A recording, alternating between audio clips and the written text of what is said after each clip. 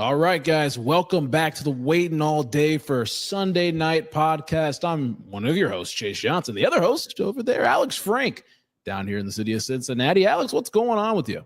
Chase, it's been a while. Glad you're doing well. Congratulations on your big move recently. I'll be joining you in downtown Cincinnati here shortly. So we're really getting there. We're getting there to the best time of the year. Believe it or not, Chase, training camp is just over 2 months away. Can you believe that?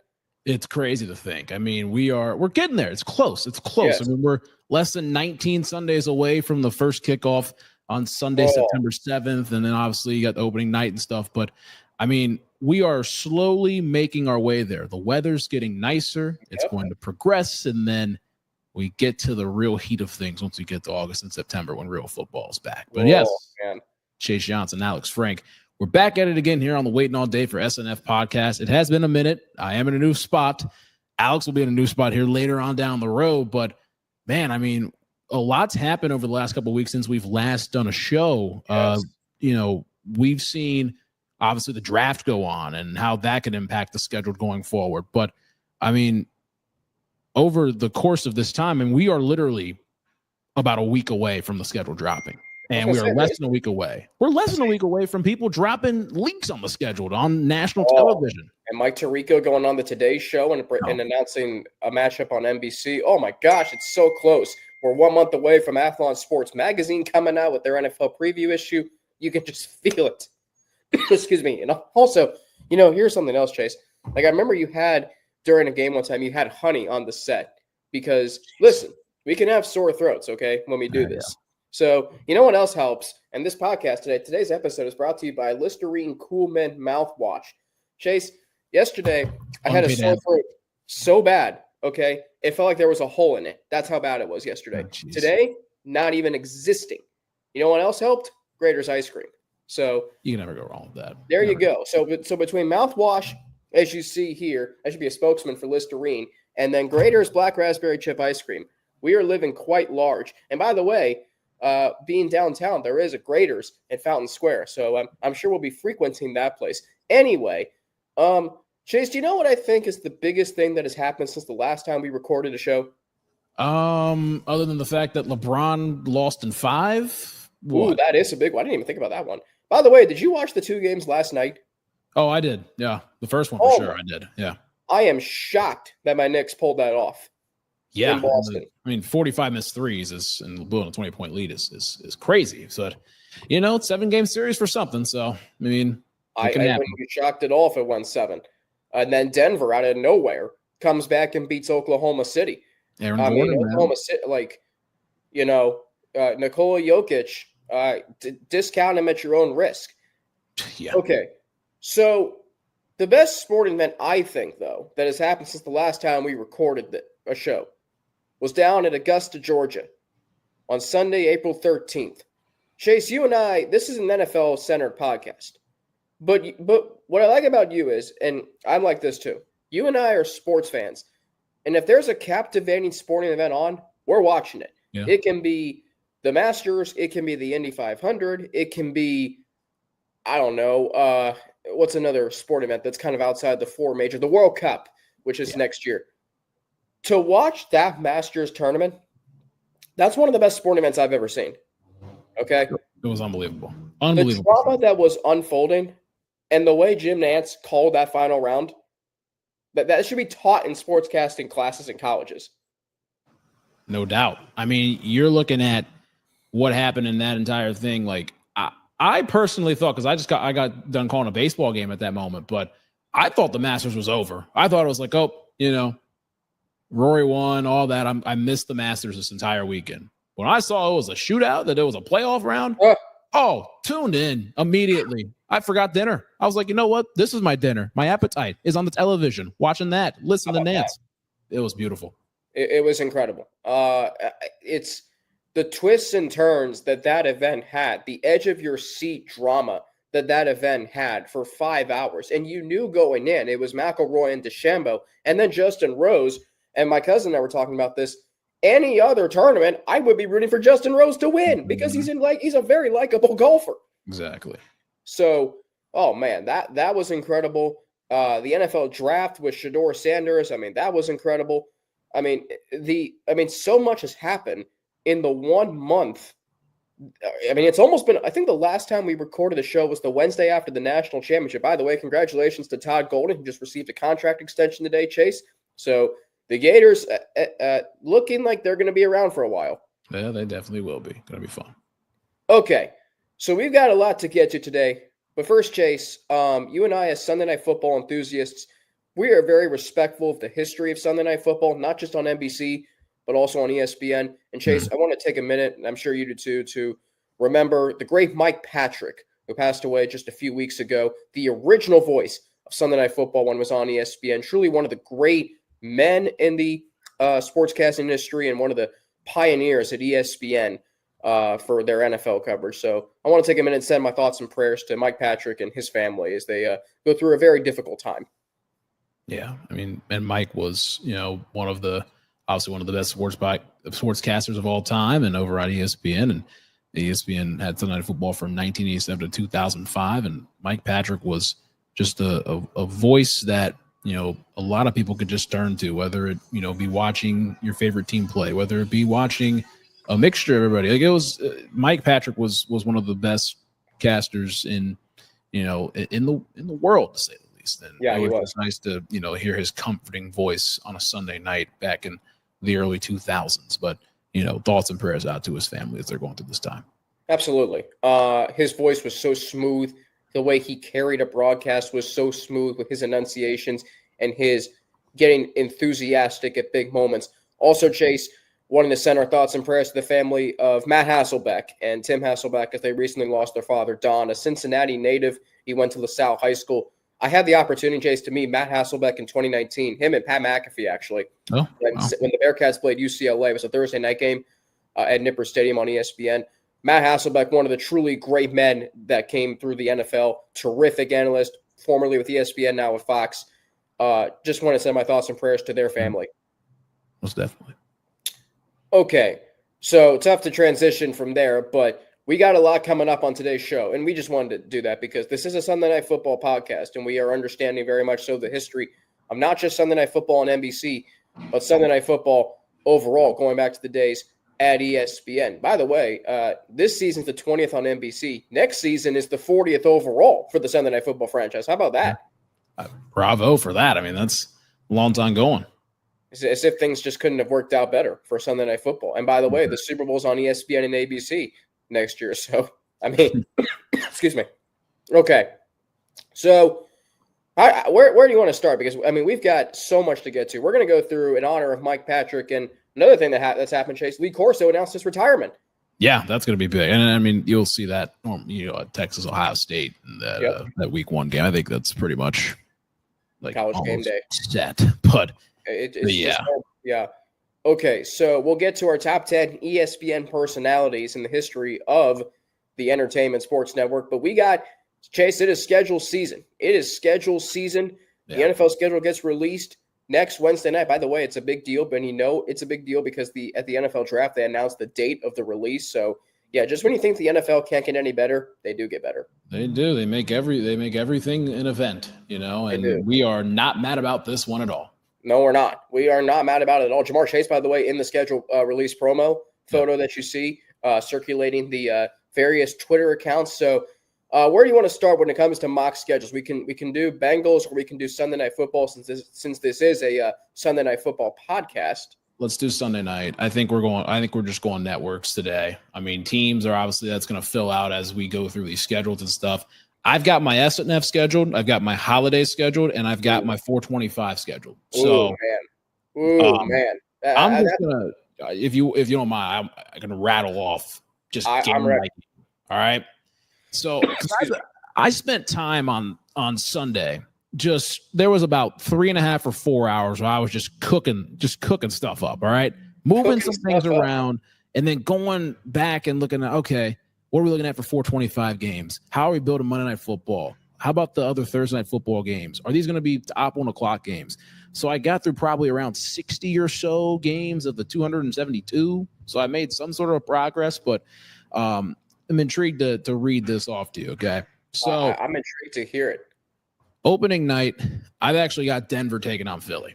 I think when I'm going to go real brief, but Denver, Philly, you saw back in 2023 when the Chiefs won a Super Bowl and they played the Lions, who were upstart and ready to, get after it. Denver, they made a lot of off-season moves, and I think this is going to be a good one. And they can get into national spotlight right out of the gate. I think they're going to be fun. Houston and the Chargers, Peacock game in Brazil on Friday. Okay. Playoff rematch. Sunday Night Football, we need more NFC East rivalries on there when the NFC East teams are good. Dallas isn't necessarily good at the moment, but again, it's week 1 and it's NBC. Washington is good. Let's get them on there. So let's go Dallas and Washington week 1 Sunday Night Football. Week 2, how about Minnesota going to Seattle to take on Sam Darnold in his first home game as a Seahawk? I think usually around that week 2 or week 3 mark, there's usually that new quarterback that takes on, his old team or takes on a big-time matchup or something like that that's played on Sunday Night Football. So I'm going to go with that. Last year was Kirk Cousins when he took on the Chiefs in his second home game as a Falcon. You can go back a couple of years before that with guys like Russell Wilson, Aaron Rodgers was supposed to be one, Matt Stafford, etc. Week 3, I got an interesting one. Rams at Ravens. Ooh, that's interesting, and it's going to be. Do you think that could be a potential Super Bowl preview? I think if the Rams are able to get better on defense and Matthew Stafford can stay healthy with those guys, I think it can be.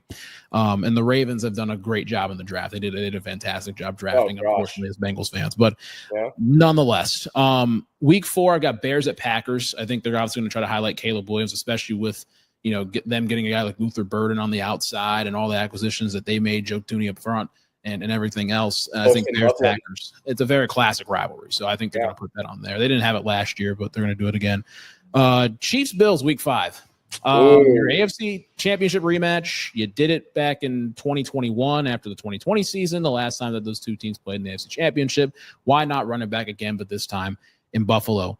Week 6, this one's very random, okay? Last year's Week 6 one was super random in Bengals and Giants, and I'm going to get really random and outside the box. One team they want to see on NBC, I believe, within the first 6 weeks is the 49ers. But the 49ers don't have a lot of really good opponents on their schedule. I would say Bears, that would be a fun one, but you know what? I think you're going to enjoy this one and be intrigued by it. I'm going to go Carolina Panthers, okay? Love it. Because Love it.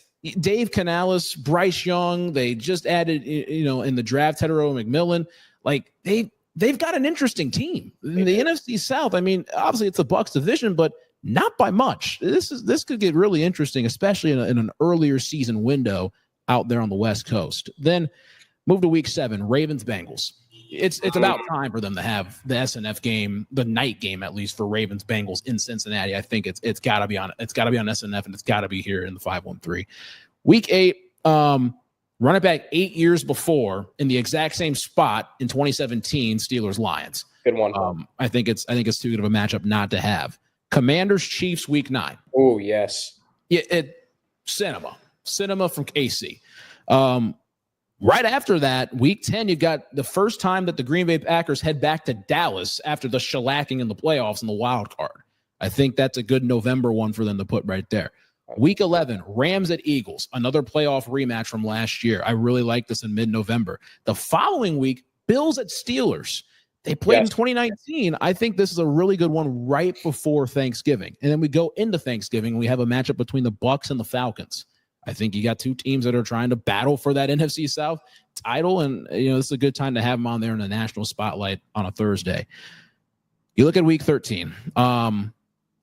We talked about this one on there before. Commanders and Dolphins. Fun matchup. All right. This is the Commanders' 3rd SNF game of the season. Twice on the road, 1 at home, and I think this is a really good one to put them in there. But fun matchups and offenses that are kind of the same in a way, with Cliff Kingsbury running the show in Washington and Mike McDonough running the show in Miami. We go down to week 14. Got Philadelphia Eagles at the Los Angeles Chargers. I want these two 2020 quarterbacks going at, and Jalen Hurts and Justin Herbert.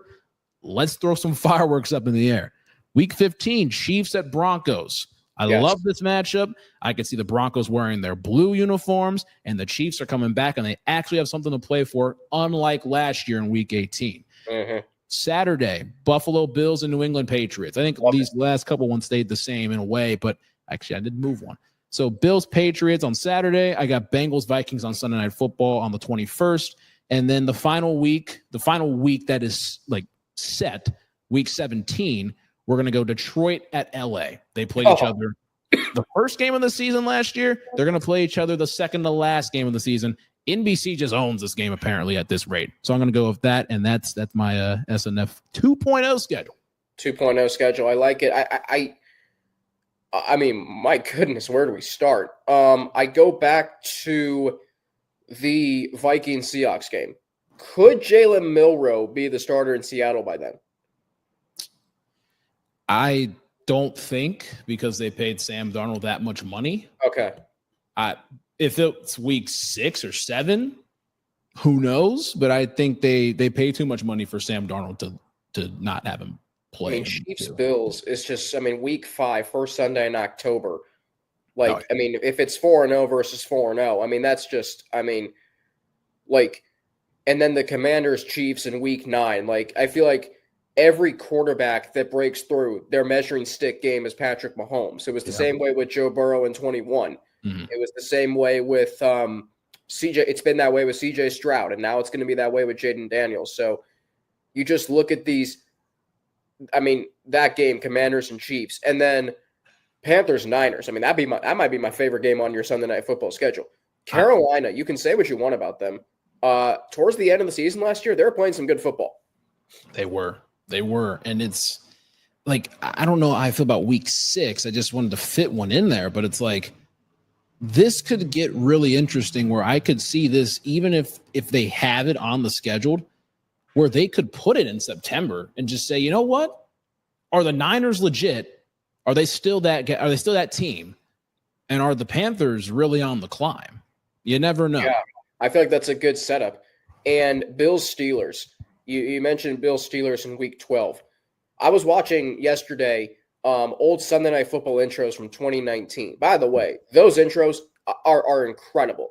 Yep. The way that they honored the 100th season of the NFL, when they would come out of Al and Chris in the open, and they go to the promo, Sunday Night Football is brought to you by whatever it was, Untuckit Hyundai, and they would show photos of the teams in the histories, and they did that for Bills and Steelers. And by the way, the matchup between these two teams this season, Chase, we could see your boy Will Howard potentially in that game. Yeah, and one more thing, just thinking about the pictured matchup of that game where Pittsburgh's wearing their throwback uniforms and the Bills are wearing their white on blue. Oh, late November, Josh Allen running for his life kind of thing. Will Howard playing controlled football. Oh, give me that matchup any day of the week. And your boy Jack Sawyer, too, on the Steelers. Okay. All right. See, you and I are thinking on some similar wavelengths, teasing ahead to my Sunday Night Football mock schedule. Man, this is really good. Okay, here we go.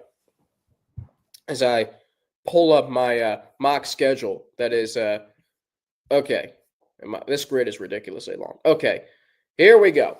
Opening night kickoff in Philadelphia. I'm going with the Rams. Rams-Eagles. Now, these two teams have played twice just recently, but they were so compelling. Saquon Barkley rushing for a combined 460 yards. I feel like we need the defending Super Bowl champions against a big market team in Los Angeles. That game would get an enormous rating, an enormous number of viewers. Okay. Friday game in Brazil, which it still hasn't been announced if it's going to be on Peacock. I think it will. I'm going to go with the Texans. Texans Chargers like you did. My Sunday night game, week 1.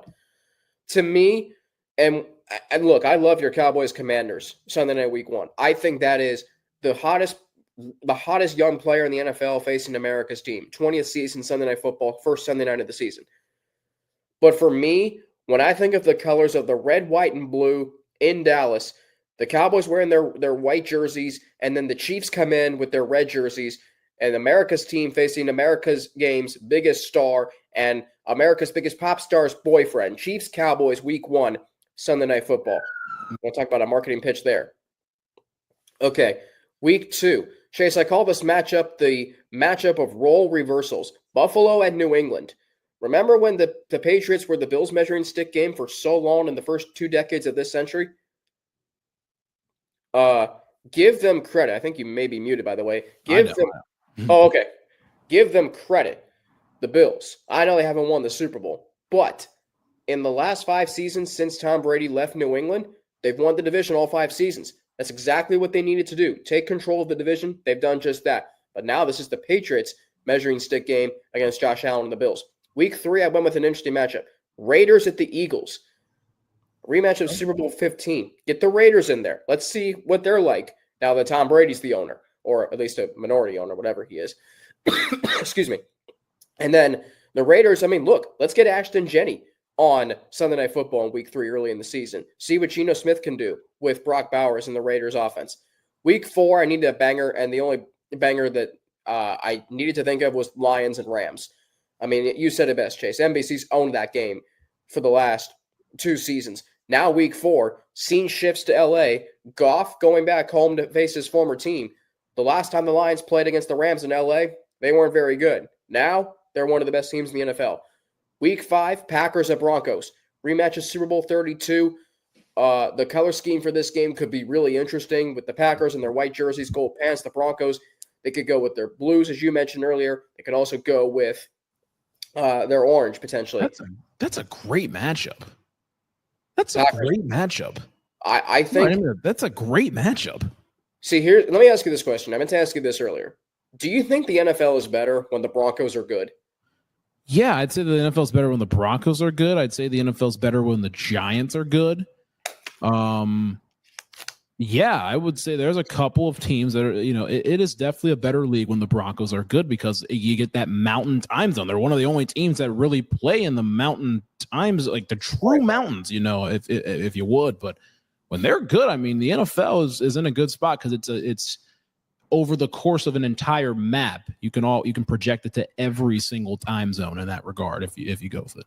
That's a great point. That's a great point, especially with the Rocky Mountains and the scenery out there. You get a team like the Packers, and their fans travel well, and they will show up in Denver. By the way, Mike Tirico was called a Packers-Broncos game in primetime before. You may remember 2007 Week 8 Monday Night Football, one of the greatest calls of his career, in my opinion, Favre to Jennings. All right, Week 6, classic Eagles, Cowboys, in Dallas. Yeah. Week 7, Niners at Rams. For the love of L.A. and In-N-Out Burger, can we get this matchup in primetime in L.A., please? We've been pushing for this one. We've been waiting all 10 years almost for this. Week 8, I leaked this to you. Sunday Night Football deserves a Chiefs-Bills matchup. Can you imagine the Sunday before Halloween? Oh, but then let's get even more crazier with the two of the other best teams in the AFC, Ravens at Bengals in Cincinnati, Week 9. So around Halloween, you get Chiefs, Bills, and Ravens, Bengals. Oh, my goodness gracious. It's all spooky. How can we possibly top this? Oh, well, I don't know. Week 10, J.J. McCarthy faces his former head coach in L.A., Vikings, Chargers. That's a good midseason matchup there. Week 11, Ben Johnson makes his return to Detroit, Bears, Lions in the Lions' Den. Week 12, Sunday before Thanksgiving, Ravens, Chiefs. Ravens Chiefs, like NBC had that game for opening night kickoff last year. All right, Thanksgiving night on NBC, Steelers Bengals in Cincinnati. You got to love that one. And then Sunday Night Football, man, Vikings Packers Lambeau Field. Talking about J.J. McCarthy versus Jordan Love. Week 14, the Battle of the Bays, San Francisco at Tampa Bay. By the way, in my NFL schedule wish list, Chase, the first thing I said, the Tampa Bay Buccaneers at least be in 5 primetime games and at least 3 of those at home. Raymond James Stadium, as we saw last year in the playoffs on Sunday Night Football on NBC, underrated atmosphere for primetime games. Give me that in mid-December, Week 14. Week 15, heavyweight matchup, Lions-Ravens in Baltimore in December. Week 16, this could be a Super Bowl preview, Eagles at Bills. And then finally, Week 17, Seahawks, Commanders in Washington. Dang. Oh, I didn't even mention my Week 16. Week 16, Saturday before Christmas. Okay, how could I have skipped over that? Here we go. Panthers, Packers. Bryce Young's first trip to Lambeau Field. Wow. You want to talk about, just a really strong, both of our mock schedules, I feel like are very strong. Yeah. We're bound to hit one of these, right? That month of November was insane. And you're going banger after banger with, from Halloween pretty much to the end of November. You're looking at Chiefs, Bills, Ravens, Bengals, Vikings, Chargers is a good one with McCarthy versus Jim Harbaugh. I mean, that month of November, that's a stretch right there. That was great. Man, I tell you what. I mean, look, this is the 20th season. And NBC knows that. NBC is highly aware of that. I mean, they were for their 10th season. And Sunday Night Football has become a part of pop culture and the phenomena in America. So, I mean, the NFL, I was thinking about this the other day. Now that they have more games during the regular season, each team now plays 17. They have games on Thanksgiving, Black Friday, Christmas Eve, and all this and that. It is an entertainment product, but it's a damn good entertainment product. I mean, when you look at the quality of teams in the NFL, Chase, last year was the first time since the NFL went to 7 playoff teams per conference and 17 games in the regular season that a team with 10 wins, the Seattle Seahawks, missed the playoffs. Crazy. They're still a good team, and that was only their first year under Mike McDonald. I tell you what, I mean, and the games that they lost, if they don't have a blocked field goal against the Giants, return for a touchdown, if they close out the Rams, they're in the playoffs as the NFC West winner. Mm-hmm. Okay, so that's Sunday night. Man, oh man. All right, you want to go holidays now? Let's go holidays, and then I'll share 4 o'clocks if that's cool. I think that, I mean, look, you can go any direction with this. All right. So we'll go holiday here. Thanksgiving. I'll give you my Thanksgiving, and then you can give me your Thanksgiving. We'll kind of go back and forth on that. Thanksgiving, Black Friday. You give me your Thanksgiving, Black Friday, and then we'll each give our Christmas. So the John Madden Thanksgiving games. There we go. So the first of the John Madden Thanksgiving games, I'm just going to go classic Packers Lions. I think they played in 2023, and then Jordan Love and them came in there and won. And that really got the Packers going and got them all the way to the divisional round from that win. But I think it's a great matchup to start the day off. 2 teams that are going to be battling for the division. So I think we just go with that. And that's going to be 1 o'clock on Fox. I believe they're moving the game from 12:30 to 1 o'clock. Is that official yet? Or that's just per reports. Again, nothing confirmed, but again, per reports, it could be moved to 1 o'clock. So then we'll go to 4:30. I really debated this one heavily. Okay. And there was only 2 teams that you could really debate this on if you're the Dallas Cowboys. Like when you're thinking about the matchup, because it's not every single day that you have Justin Herbert and or Patrick Mahomes coming into Dallas. And I really wanted to put it as, just thinking about it, Patrick Mahomes, midday Thanksgiving. Okay. The entire country will be watching, especially if this is against the Dallas Cowboys, because it's the middle of the day Thanksgiving. Everyone's having dinner, all this stuff. It's a beautiful picture. It's Nance and Romo. Like, it's just too big. But Justin Herbert hasn't had that standalone game yet, and I think it's going to be this time. I think they're going to play it 8 years back like they did in 2017. Chargers, Cowboys in this one. I think it's going to be a really good matchup and a really fun one, especially with the color schemes as well. The last time they played each other, both teams wore blue. So we'll say that, but I'll hint that Chiefs and Cowboys game as a 4 o'clock for later, but I'll name when that is. Okay. And then Falcons Bucks as the night game. I think we're going to go with that. Not much needed to be said. And then the 3 o'clock Black Friday game on Prime, I've got Steelers Bengals. So that's the Thanksgiving lead up into the weekend. The lead up into the rivalry weekend of college football, where you have the game, Ohio State and the team up north, and Ohio State needs to snap that streak this season. Yep. Okay, so my John Madden Thanksgiving games, I've got Tampa Bay at Detroit. The last time the Buccaneers played on Thanksgiving was in 2006. The Buccaneers, Chase, if I told you that the one team that I think could take down Philadelphia this year in the NFC, what if I told you it wasn't Detroit? What if I told you it wasn't Washington? What if I told you it was Tampa Bay? They've had their number recently. They've had a number for the entirety, honestly. By the way, you go back. I don't know if you followed. There's a Buccaneers fan on Twitter. The Buccaneers are celebrating their 50th season this year. Mm-hmm. Okay? And so this guy, I forget his name off the top of my head, he went back and did on Twitter the top 500 plays in Tampa Bay Buccaneers history.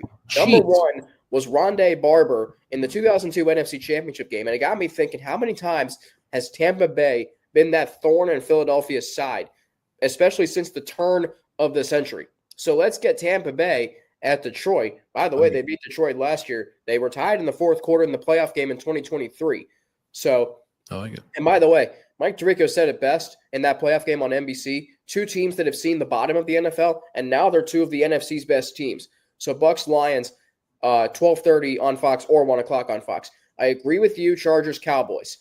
One of the things I put on my schedule wish list, Joe Burrow and Justin Herbert play a holiday game, okay? Every other AFC quarterback that's like elite has. Mahomes has. Jackson has. Allen has. CJ Stroud, for crying out loud, has done that. Yeah. Tua Tagovailoa has done it. Yeah. Like, it's about darn time that Justin Herbert with the Cowboys, Chargers and Cowboys, and then Joe Burrow, Bengals hosting the Steelers Thanksgiving night in Cincinnati. My Black Friday game, Matthew Stafford returning to his college stopping grounds, Rams at Falcons. That was one of your marketing pitches way back in March. I'm taking it and putting it on Black Friday in Atlanta. The side of the College Football Hall of Fame, you have an NFL game between Stafford and potentially Michael Penix, two quarterbacks who wear number 9. Stafford went to Georgia. Michael Penix Jr. Looking to make his strides this season. Okay, so that's Thanksgiving, Black Friday. Now we head to Christmas. All right, Christmas. How do we, unrack this one? We're going to go with Raiders Chiefs as your 1 o'clock game on Netflix. Ooh, just straight divisional. All right. The next game is going to be straight divisional, but it's going to be a lot more hostility. I'm going to go with Eagles Commanders. That's a pretty big one to have on Christmas. I'll tell you, at midday, 4:30, it's going to be that late sunset picture in a nighttime. And then I have my 8:15 prime game. I got Cowboys at Bears.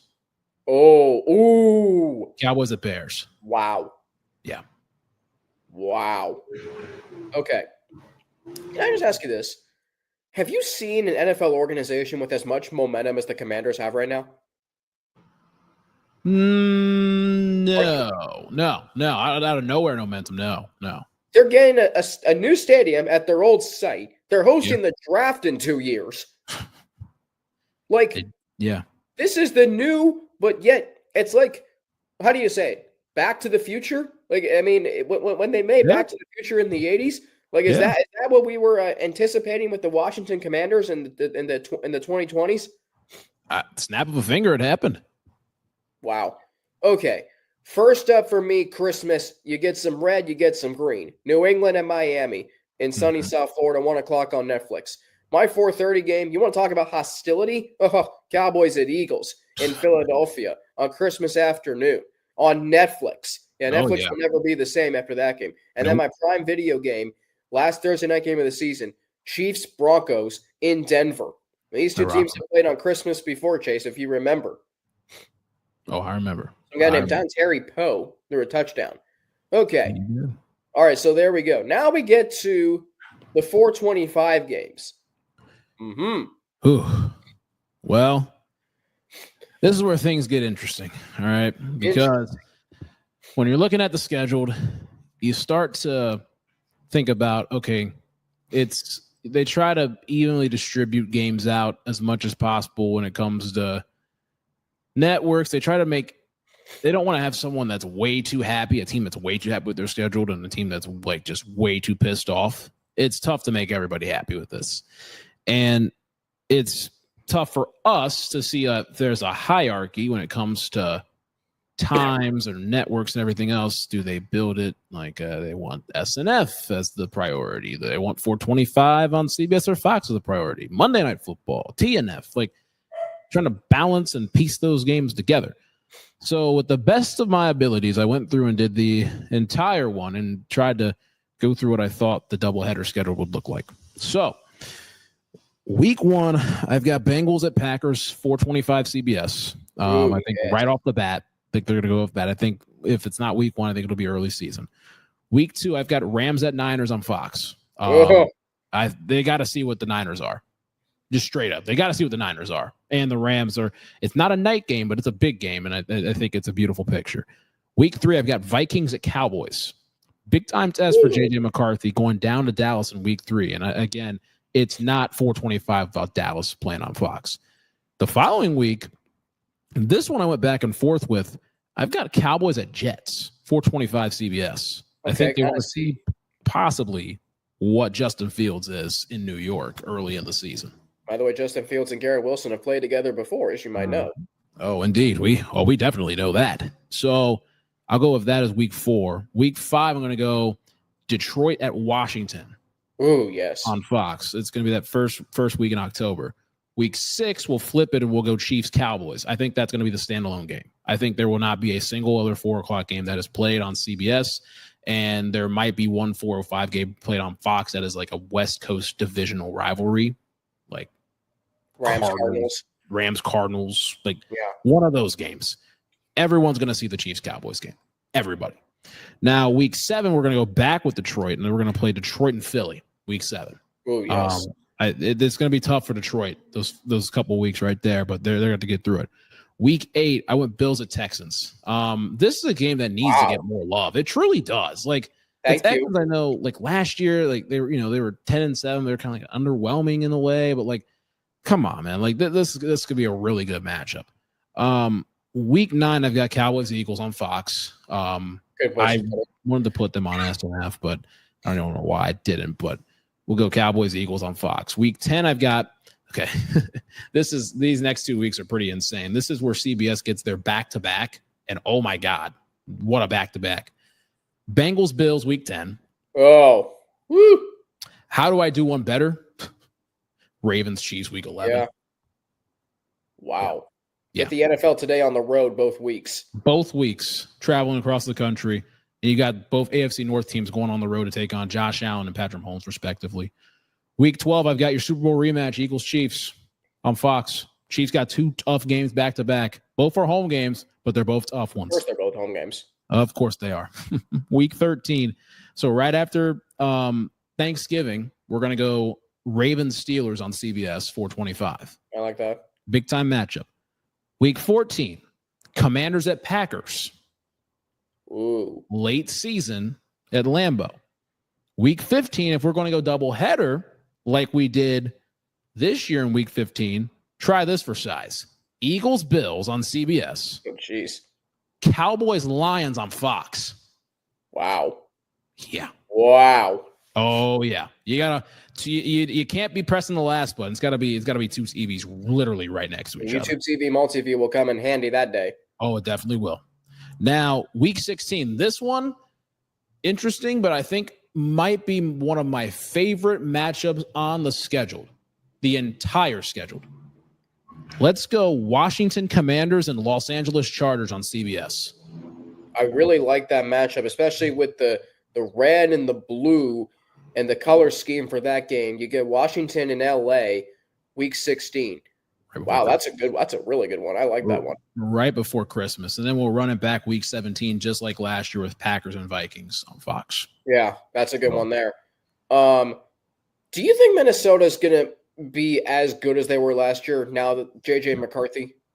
I think JJ McCarthy can be fine. Again, he's coming off a lot of damage in his knee, but I don't think they're going to be nearly as good as they were this past year. 14 wins is going to be a tough one to reach. I don't think they're going to have 14 wins either. But here's the thing. When you have Justin Jefferson and that weaponry on offense, and that defense is still pretty dang good, like I would not discount the Vikings. I mean, we learned our lesson last year. Okay. So you went with a doubleheader in week 15, which I really like. I'm going to put mine in week 1. Okay. My doubleheader. Okay, so some of these some of the feature games I've paired with 1 o'clock games. Okay. I won't get into that yet. Okay, so week 1, I've got CBS and Fox. CBS week 1. I mean, come on. Ravens, Bills, right out of the gate. Jackson versus Allen, the last 2 MVPs. And here's the thing, Chase, you know this. Sometimes defenses are ahead of offenses early. Not this game. No. I mean, there's going to be flying happening in this game. Ravens in their road whites, Buffalo in their home blue. Get it on. Fox week 1, Commanders, Packers. You get Lambeau Field, America's game of the week. Tailgates are going to be out the wazoos. You get Jaden Daniels, the hottest name in the NFL, hottest player in the NFL, coming into this game. His first trip to Lambeau Field. Ooh, that's just so good. Okay, week 2 on Fox. 4:25, Lions, Bengals in Cincinnati. The Bengals open in orange. Tom Brady finally gets to call a game with Joe Burrow in it. Oh, it's going to be just, I mean, like the Bengals in their orange and the Lions in their white. I mean, that's going to be quite the scene there. Okay. Week 3. We go back to CBS at 4:25. Chiefs Chargers in LA. Week 4. We go back to Fox. You know, I am so excited for the Cowboys and Commanders to be a true rivalry again. 4:25 on Fox in our nation's capital. Week 5. This game deserves to be in a featured spot. Eagles, Buccaneers. There's going to be flying around offensively all over this game. Don't overlook the defenses either. Week 6, CBS. Texans, Chiefs. Okay? It was on NBC last year in Week 16, but I want it on CBS in that 4:25 slot. By the way, you mentioned the Houston Texans. Bills, Texans. I think Houston, despite losing a lot this offseason, their draft, I think, was pretty good. I like how active they were in the draft. Taking Jalen Higgins from Iowa State, great pick. If their receivers stay healthy, they could be really good. Without a doubt. Week 7, Bengals, Packers, 4:25 on CBS. Okay. Week 8. Now, you went Green Bay, Dallas on Sunday Night Football, and I really like that. But I think Green Bay and Dallas, I mean, Chase, these are two of the iconic franchises in the NFL. I think Fox will protect this game. 4:25 on Fox. Week 9 on Fox, Lions, Chiefs. Ooh. Week 10, Packers, Lions, 4:25 on CBS. Divisional rivalry. Week 11 on CBS, this game needs to be at least 4:25. And I'm not just talking about it up against a featured game. No. It needs to be a featured game because I don't know what it is, Chase, but something crazy happens when the Bengals and Broncos get together. That's facts. By the way, I was watching the Week 17 game. I don't know how the Bengals won that game last year. I don't know how they won that game. I don't know. Okay, Week 12 on Fox. Lions, Eagles. In late November in Philadelphia, just before Thanksgiving. Oh, yeah. Week 13 on Fox after Thanksgiving. Eagles, Commanders. First meeting of the season. Ooh. Week 14 on CBS. So last year, Chase, the rematch of the Super Bowl was on Fox after it was on CBS for the Super Bowl. Yep. So this year, I'm going to put the rematch between the Eagles and the Chiefs on CBS because it was on Fox in February. Week 15, I agree with you. Cowboys, Lions on Fox, 4:25. Week 17, Lions, Packers on Fox. And I just realized, oh, no, I didn't forget my Week 16 because I have that on CBS. Steelers, Patriots. Remember when that was one of the premier matchups every year? Well, it's going to be that way again this season. And then Lions, Packers in Green Bay, 4:25 on Fox. Man, I tell you. And here's the thing. We don't know what weeks are going to have what double headers. But all I can tell you is 4:25 games on CBS and Fox. Like CBS is the most viewed window. There was a question, Chase, on Twitter recently of which sportscaster was the soundtrack of your childhood. You know who I put for mine? Who? Joe Buck. Because if it was Sunday at 4:25 and there was America's Game of the Week on Fox, Joe Buck, there are very few announcers, if any, who are better big game announcers than Joe Buck. That's a very valid take right there. It really is. I would have to say for mine, it's Al Michaels, just for the SNF in general. But yeah, I would say Al Michaels, and I think Jim Nantz when Tony Romo came along. By the way, have I told you I share a birthday with Al Michaels? I don't think you have. I do. Oh, interesting. Maybe it's meant to be that we do this podcast. I think it might have been. Okay. So you said earlier that you have some Monday Night Football matchups on there? Yeah, but not enough. We can focus on that another time. Honestly, Monday and Thursday night, we can just focus on that another time. I have my full schedules for those. And then we can just tee that up later on in the next episode because definitely want to share that when I get mine as well, so we can go back and forth. This is what you're doing now that you're done with finals. You're like you're teetering with your mock schedule. Literally, you're on the NFL Throwback channel. You're watching old Sunday night games. I'm pretty sure. I mean, what else are you doing? You're watching the NBA playoffs when you get a minute. I mean, it's just sports now, and I'm not complaining one bit. I like it. Okay, so now we're going to have some fun here in light of Lee Corso announcing his retirement. Jason and I are going to go through and give our top 10 ESPN personalities in the history of the Entertainment Sports Network. Top 10 personalities. Chase, you want to do this 10-1 to build the suspense? I don't have it in particular order. Ooh, that might be even better. Do you have yours in particular order? I do have mine 10 through 1. I want to hear yours. And Okay. I'm going to see how many we have that are the same. And then I'll mention some other ones. This will be good. Okay, here we go. Number 10. I went with someone new, Ryan Clark. Ryan Clark has brought a breath of fresh air to ESPN. When you think about how insightful he is on the inner workings of a football team, and particularly the quarterback and the offense, Ryan Clark brings unfiltered analysis that ESPN has needed on its morning shows and on Monday Night Countdown. He's an Emmy winner. He's in the entertainment business, and he gets it. Number 9, Kirk Herbstreit. Joined ESPN in the mid to late 90s. He's been on College Game Day for as far back as you can remember. If you read his book, by the way, called Out of the Pocket, he'll tell you that it was a 1 in a million shot that he got the job at ESPN for College Game Day. And he's been there ever since. He is the most knowledgeable college football analyst there is, and you cannot convince me otherwise. Number 8, Stephen A. Smith. Stephen A., if there was a list of influential personalities at ESPN, he might be number 1. Stephen A. is never afraid to voice his opinion on anything. But Stephen A. also is where he is, Chase, because he worked his tail off early in his career. And that's why maybe he acts the way he does. I don't know. But you still have to respect the job that Stephen A. does. Very personable. He also, I know he's a little harsh sometimes, but he has a sensitive side to him that actually I really like. Mm-hmm.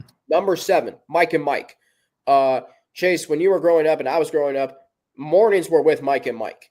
Okay? Easily. Mike and Mike, they weren't just a sports talk show. They were a part of American culture. Okay? I mean, they would go to Disney World. They would go to anything. They would go to, the Monday after the Masters. They'd go to the Super Bowl. I mean, they had entertainers on their show. I mean, they had their March Madness bracket challenge, whatever it was. I mean, they made morning sports talk what it was or what it is today. Number 6, Scott Van Pelt. As smooth of an announcer as you can possibly have. Versatile, just eloquent when he speaks, when he shares a feature. And I think he rose to fame during COVID because every night at 11 o'clock, regardless of the uncertainty that was surrounding us, you knew you had Scott Van Pelt to turn to on SportsCenter. Yep. Number 5, one of my all-time favorite broadcasters, Stuart Scott. Plain and simple. What he brought to ESPN will never be brought again. Enthusiasm. I mean, there are a bunch of enthusiastic people at ESPN, but his enthusiasm and his, just his persona, his ability to turn a phrase, and his ability to so smoothly turn that phrase while also delivering highlights and whatever else he was doing. Plus, he hosted Monday Night Countdown on site. He made that what it was. Stuart Scott, number 5 for me. Number 4, Mel Kiper Jr. As Mike Greenberg says, the man who invented the draft. He's been with ESPN for as far back as you can remember. And, it's not the NFL draft without Mel Kiper Jr. And, you really only see him during the draft. But yet you know who he is and his style, his knowledge, and him making the NFL draft a year-round endeavor. Major credit to him. Number 3, Dick Vitale. No announcer will ever have as much passion, as much appreciation, and respect for what he does than Dick Vitale. Number 2, Lee Corso. He made College Game Day a part of American culture. Like the headgear. Do you ever watch a show do you ever watch a 3-hour show just for the last 3 minutes or so? Yeah. Yeah, you do because of Lee Corso on College Game Day. Number 1, Chase, Chris Berman. Yep. Okay? Chris Berman is, in my opinion, he loves sports as much as anybody does. Mm-hmm. Okay? He says things exactly the way you're thinking. He could go all the way. Look, we know that, but we need someone to put a voice on that. Chris Berman did. Chris Berman, his voice is so booming, no pun intended, or maybe pun intended, that it's just, he is so unmistakably recognized for what he did at ESPN with NFL Primetime and him and Tom Jackson and the way they did that show. And Chris Berman, like when it comes to NFL history, there are only a select few that I turn to about that. Chris Berman, I would say Rich Eisen, and who else would I say? Chris Collinsworth, I would say. Al Michaels, I would say. But that's how significant Chris Berman is. He was an original on ESPN. I love the list. That's a great list. And I think a couple other people that I want to, also add on top of that. I think this entire crew that had a chance to do Monday night games, but also their individual personalities itself of Tirico, when he was there, obviously, I think, I know it was more on the game side of things, but Tirico, John Gruden while he was there. I wanted to put him on there. And there's only so many you could put on there in the 10, but there's so many great people.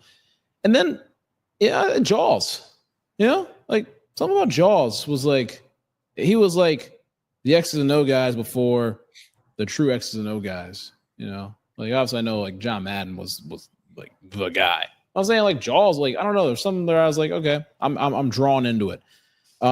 Whenever I see a report from Sal Palantonio. Oh, yes. It's like when you're out there, like it's a Philly game or like an East Coast game as a 4:25 game, but you're watching Sunday NFL Countdown. It's Sal like 10 in the morning, and he's just talking about an NFC East game. And you're like, this will be big. This will be a big one, stuff like that. So I agree with the list. I just wanted to also give a couple of those other names as well. Those are, that's a great list overall.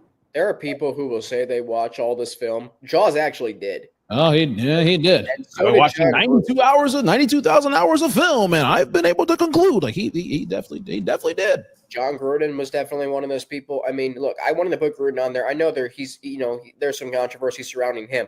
Yeah. When you think about when you think of football, John Gruden, when he was at ESPN, was insanely good. Yeah. I mean, he and Tirico, like that duo. Like Tirico now has worked with him and Chris Collinsworth. It's also hard to believe that Tirico and Gruden haven't called a game in 10 years. Well, we all remember, the last regular season game they called. Yeah. Well, we don't have to remember that. By the way, thought about this yesterday. The Bengals played the NFC North this year. 4 of the last 5 years, they played the NFC North. So going back to 05, 09, 13, 17, 21, they've won the division. Mm-hmm. So there is that. And by the way, Chase, the last time the Bengals won in week 1, guess who they played? Minnesota Vikings. So naturally, I put Bengals Vikings week 1 on Monday Night Football. Well, I think that works out. Hopefully, that'll be a great matchup regardless. Okay, so excuse me. I know we got a little bit of time here. The Bengals in the draft. What are your thoughts on it? Like, do you like the picks? Do you still don't think they've done enough this offseason? Like, where are you at right now with the Bengals? Obviously every pick that they have want to give them a chance because like they haven't played a snap yet, but I think going into the draft, I wanted guys in the first 3 rounds that could be immediate day one impact players. They believe that those guys can be immediate day one impact players, but obviously production in college and production in NFL are completely different. But if you're going off production and the potential, all right. But the Bengals haven't been able to really develop talent the best compared to other teams in the National Football League. So if you're drafting a guy like a Shamar Stewart, who has not produced many sacks in college, has great intangibles and, the build and everything else, but if you're not able to develop him, then what good was the pick at 17? That's the questions I ask, but there have been no games or no snaps. Heck, they're probably down there right by the bubble at the practice fields practicing right now. So, it's just going to be a waiting game. It's pretty much going to be a waiting game. I thought they should have went after somebody in the secondary in the draft or in free agency. There's still time they can do that, but there's only a limited amount of people. And in free agency that you can get it on the back end. But I seriously think the Bengals really need to go after somebody in the corner room, especially. I thought about this morning. When you look at a team like the Ravens, the reason they've had great secondary players is because their pass rush gets home. Yeah. You can look at all the pass rushers they've had over the years, and that's what's helped, excuse me, make great secondary players like Ed Reed, like Chris McAllister, like LaRon Landry, like Marlon Humphrey, like Kyle Hamilton. That's why they've had great secondary players. The Bengals, I know you mentioned they should have gone after a secondary player, and I agree with you. The secondary room right now is so unproven. Like, I don't know who I can rely on besides maybe Cam Taylor-Britt, and he's coming off an inconsistent season. Yeah. But then again, if your pass rush of Trey Hendrickson, Shamar Stewart, and BJ Hill, TJ Slayton, Miles Murphy, whoever it is, Joseph Osai, if they're able to generate pressure up front, that makes the secondary's job easier. It definitely does. And I happen to like the two linebackers they drafted. I also am a big fan of Taj Brooks. Mm-hmm. As president of the Taj Brooks fan club, and you and I are both charter members of that organization. That's true. But here's the thing. Throughout the draft, I'm like, I wish they had more picks. Mm-hmm. Because there's so many needs that this team needs. Even though they're close, I think they're closer to getting back to the Super Bowl than they are getting back to being irrelevant, which I don't think they're going to be in the Joe Burrow era. Here's the thing, though, Chase, and I've thought a lot about this. Some people, like, you know, even after they extended Chase and Higgins, and I get it, should they have been done sooner? Yes. But for those who constantly complain on social media, what more do you want the Bengals to do? Yep, exactly. Like, you want them to fix the offensive line. They've splurged on that in previous off seasons. You want them to fix the defense. Well, they changed their entire defensive coaching staff, and they got rid of players who weren't productive last year. One retired, Sam Hubbard, and now they have guys who are like captains and guys that are, you know, experienced. Yeah. And Al Golden, being that he was the linebackers coach the last time he was here, I think he understands Jermaine Pratt's not who he was. I think they have to get younger at linebacker so they can better help the pass rush up front with a guy like Trey Hendrickson. So you want the Bengals to do all these different things. Fix the O-line, fix the defense, do this, do that. Chase, this is what 1 second does to you. 1 second. If Quentin Spain blocks Aaron Donald for 1 more second, there's a Lombardi trophy in Cincinnati. Yep. Okay? And when you come that close to winning a Super Bowl for the first time in franchise history, fans start pressing, you start pressing. Yeah. Okay? I'm being rational about this. But then again, you have Joe Burrow. And by the way, I saw a comment today on Twitter. It's like, yeah, I'm going to be that guy. Burrow should have been in practice today. Shut your damn mouth. Seriously, shut your damn mouth. Should he have been there? Maybe. I'm not going to say he shouldn't have been. Dude, he's fine. It's OTAs. Chase is there. Higgins is there. Burrow is a quarterback who's going to be called to these entertainment events. Just as long as my guy's there by week 1, dude, come on. Exactly. That's what we need. I'm sorry he didn't have to be there when Chase and Higgins got their contract extensions. He was. I'm sorry he didn't have to be there when Shamar Stewart showed up. He was. Like, dude, seriously, if that's what you're worried about, you must have a pretty good life. Just laugh about it, man. Are you worried about it? No. What was your reaction when the Bengals drafted Shamar Stewart? I had a couple other guys I wanted, but I ultimately had that thought that they would pick him. I texted one of my friends at 1:30 and was like, I want Jahad Campbell. I want, Walter Nolan if they're there. But ultimately, they're going to draft Shamar Stewart. And that was about 1:30, and they drafted him around 9:47. I was like, okay, all right. I wasn't mad, but I was just like, I saw it coming. Yeah. No. I wasn't mad either. Yeah. Because I think when you look at the AFC North, your only position of strength on defense last year was edge rusher. Might as well double up on that, right? Yeah, it was one player. That was your strength on the edge. That's all it was Trey Hendrickson. That's By the way, can Miles Murphy get pushed a little bit in training camp this coming summer? Seriously. Yeah. Miles Murphy was a first-round draft pick. What has he done? Yeah. And by the way, for those who are complaining about the Bengals' lack of aggression, free agency, or lack thereof in general, maybe this offseason was about retention, figuring out which guys are going to be productive and help you going forward into 2025 and getting rid of guys who aren't. Like, people say, well, look at what the Eagles did. Look at what the Eagles did. You realize last offseason, they retained a lot of players. A.J. Brown, Devontae Smith, paid. Saquon Barkley, yes, they signed him. But that's Philadelphia, okay? That was a unique situation. The Eagles did retaining as opposed to whatever the Bengals fans want this team to do. Yeah. You've done what Joe Burrow's wanted you to do. They re-signed Mike Gesicki. You think they were going to do that? No. Jeez. I mean, seriously, Chase, it's the power of 1 second, okay? Yeah. Like, stop being insufferable. Do you want to go back to the 31 years when they didn't win a playoff game? I don't. No. We're not that anymore. Like, that's what I don't understand. Yeah. And if you do complain, don't show up. You will anyway. Exactly. Okay. Excuse me. Let me end on a fun question here. Which NFL quarterback, past or present, do you compare Rory McIlroy to?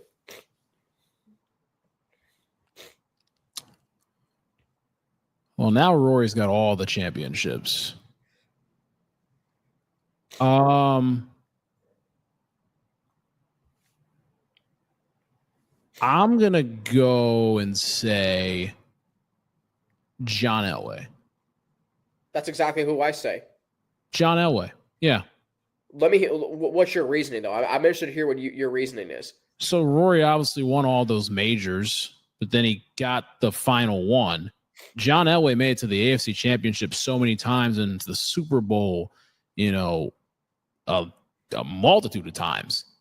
And then he gets back late in his career, and he finally gets the job done and puts it out there on the line, literally laying his body out on the line in a helicopter play. Yeah. Wins one, and then he's like, oh, I'll go back to back right off in the sunset. And that's exactly what he does.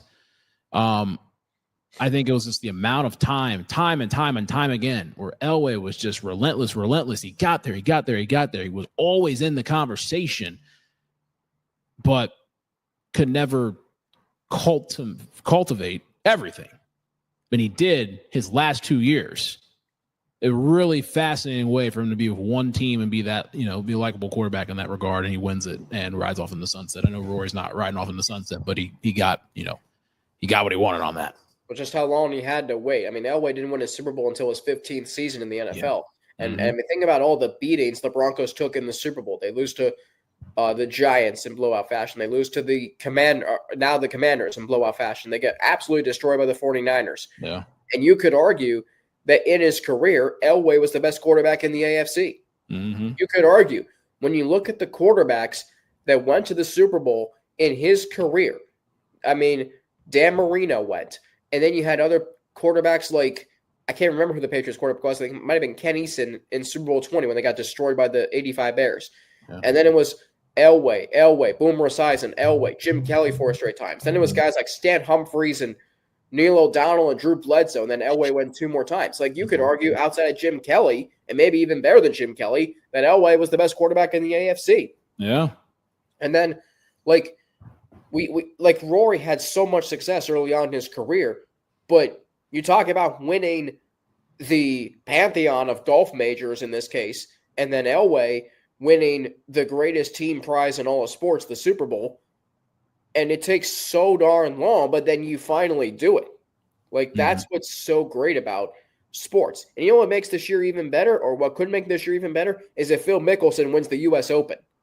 Yeah, well, there we go. That's another thing we'll be watching. So this big sports fans. So I'm excited. PGA Championship is next week down at Quail Hollow. As you dissect the NFL schedule next year, or next week, excuse me. I'm old enough to remember when the NFL schedule randomly came out on like a Thursday night on NFL.com. Yeah, now it's a little bigger than that. A little bit bigger. All right, man, this is fun. We still have our Monday night and Thursday night football mock schedules, which we'll do that on the next show. Yeah. And then a schedule release night is going to be pretty fun, too. Excited for that one. It's going to be fun. Maybe a little live stream. We'll release more information as that goes along. More information to come in a press release. By the way, you know what else I'm reminded of, Chase? The more the more things change, the more they stay the same. Well, sports are moving to streaming exclusive. The NBA is going back to NBC, and they're bringing back Round Ball Rock along with it. Like, the NFL still has games on all 4 major broadcast networks, NBC, CBS, Fox, and ABC. So you want to say that things are changing for the worse? They're actually not even changing that much if you think about it. Really not. There we go.